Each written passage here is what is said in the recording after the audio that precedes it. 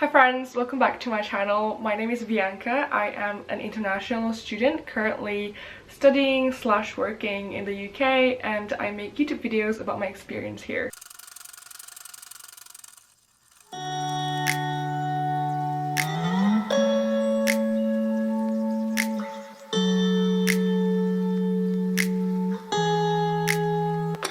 Thank you so much for tuning in. I think it has been a while since the last time I actually sat down and filmed a video like this. It has just been very crazy recently with the coronavirus situation and the lockdown. So basically 2 months or 2.5 months ago, I moved out pretty abruptly and I left all my equipment here, like where I'm currently staying. Like, I'm now back, but when I moved to my sister's place, I basically left everything, and so yeah, now I'm back and I can finally film again. I'm so excited to do this because recently I have been receiving a lot of DMs and emails from you guys from, as far as Nigeria, South Africa, Turkey, Poland, India, Malaysia, like just all over the world. I'm just so happy that my videos found their way to you. And yeah, that sort of just fueled my excitement in filming more videos. So that's the intro.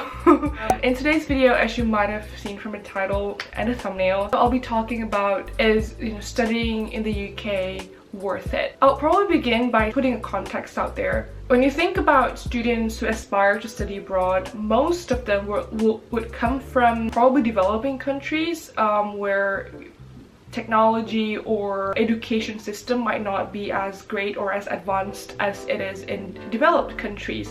That's why a lot of students moved from wherever they're from their home country, to countries like the UK, US, Australia, where living standard is a lot better than it is back home, with the hope that they can improve themselves. So I guess putting that context out there already outlined that when it comes to studying abroad, there are a lot of concerns and risks that comes with it. Namely, these 3 concern categories that I would like to touch upon and just acknowledge, which are money-wise, the geographical location itself, as well as the safety. To be honest, before I came here in 2017, 3 years ago, there were a lot of doubts in me, like whether or not it's going to be worth it, because like I said before, firstly, financially it is very, very tough. You came from probably a developing countries where your exchange rate might not be as strong, and also the living standard will be much lower or considerably lower than your destination country, and that makes your living cost, accommodation, food and everything a lot more expensive than it was back home. Take myself for example. I come from Indonesia, and even among my Indonesian friends, some of them wouldn't really know where I'm, like the city where I'm from is called Pekanbaru. It is a pretty small town, not a metropolitan city, and things there are even cheaper than it is in Jakarta or Bali. Take food for example. I can spend £1 to £2 for a portion of food, typically like nasi padang. If you guys happen to visit Indonesia, then you have to try it. They have it everywhere. But yeah, I mean, I can spend £1 to £2 for one portion and I will be very, very full. Or even if we go to a fancier restaurant, like a proper Chinese restaurant, we could probably spend £10 to £20 for the whole family, so 3 to 4 of us. It's quite a stark difference if you compare it to cities like London, for example. So in London, from my experience, I would have to spend at least £10 per person, but that's in London though. So if you compare it to a smaller city like Coventry, where I study, I can get around like £5 per portion for food, but it's still twice to 5 times more expensive than it is back home. And that's only from the food side, and the tuition fee itself is just, it is expensive. I don't have any other ways or words to use to describe it, but it is very expensive. So in Coventry, the tuition fee was around 11 to 12k. Now I think it has gone up to around 14 or 15k like 3 years later, so that kind of makes sense. They would have inflation every year, but come to think of it, 11k pound sterling could probably fund a student in Indonesia in a public university until they graduate, so a 3 to 4 years degree program. And I've also heard this concern from my other friends who are from Korea, Bulgaria, Hungary, Africa, and just like all over the world where people move abroad. Usually it is very expensive. So that's from the financial side. If you talk about, you know, the geographical location, it is pretty far, at least for me. You know, flying from Indonesia to the UK, it will take me around 13 hours flight, direct flight, but then I had to go to Singapore first because it's closer that way for me. It is very far from home, and you know, usually when you talk about being far from home, there's this homesickness that comes with all of this, just emotional sacrifices that you have to make. I don't get to see my parents every year. This year, because of coronavirus, I can't go home, and it had been a year since the last time I was home. There's that to be considered as well. My parents, as much as they never cried in front of me, I know deep down they're, you know, sad to see me leave. Every time I told them like I miss them, or like I really want to go home, or I feel homesick, my dad would always just joke around and say like, that's good that you're still sane enough to miss your father, miss your mom. So it's definitely an interesting situation where you live far away from home. What if you got sick, especially if you don't have family here? I get it, you know, I get that concern and that risk associated with it. And the third one is around safety. You know, you probably see news about some criminal cases here in the UK. In Coventry there are some robbery, there are some stabbing and things like that, but it never really happened in the vicinity where I live, or like the area where I live. So I never really experienced it firsthand, and I think just a general rule of thumb that you just have to be wary and alert wherever you are. And yeah, I think like so far I hadn't really experienced anything weird. I did experience some racism, but I kind of got used to it, not in a negative way. I guess like got used to it because like there are just some very ignorant people, you know, that's just how I want to put it. And even like in Indonesia and here, it's just the same. Like I still face racism and discrimination. You know, those are the concerns that people typically have. I want to let you know that those are exactly my concerns and my parents' concerns as well. If you are watching this and you're a student, or if you are watching this with your parent, or if you're a parent watching this, then, you know, be rest assured that you're not alone, you know, when you think about these concerns and these risks. But what I want to tell you is, going back to the title of this video, for me the answer is a clear and a very big, bold, underlined yes. It's worth it. Now you might wonder why, because obviously, you know, those are these concerns, being homesick and just how expensive it is. Because also, mind you, I don't come from a very wealthy family. My parents had to make quite some sacrifices to make sure that they can fund my education here, and I also took the initiative to go on a placement year and work for a year before I finish my final year.